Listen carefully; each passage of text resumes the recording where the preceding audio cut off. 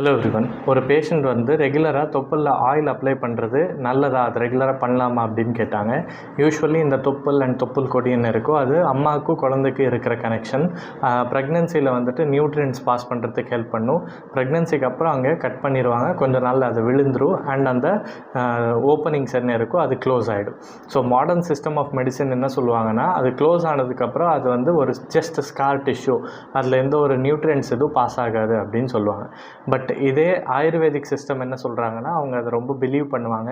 ரெகுலராக தொப்புளில் வந்து oil apply பண்ணுறதுனால அது டைஜஷனை இம்ப்ரூவ் பண்ணும், கோலோன் கிளீனிங்க்கு ஹெல்ப் பண்ணும், ஹார்மோனல் பேலன்ஸை இம்ப்ரூவ் பண்ணுது அண்ட் மென்ஸ்ட்ரல் கிராம்ஸை வந்து கம்மி பண்ணுது அப்படின்னு சொல்லுவாங்க. ஸோ யூஸ்வலாக நீங்கள் ரெகுலராக யூஸ் பண்ணுறீங்க அப்படின்னா நீங்கள் அதை யூஸ் பண்ணிக்கலாம். முக்கியமாக வந்து கேஸ்டர் ஆயில், நல்லெண்ணெய் அண்ட் தேங்காய் எண்ணெய், இது 3 வந்து நீங்கள் யூஸ் பண்ணிக்கலாம். இது யூஸ் பண்ணுறதுனால எந்த ஒரு சைடு எஃபெக்ட்டும் கிடையாது. தேங்க்யூ.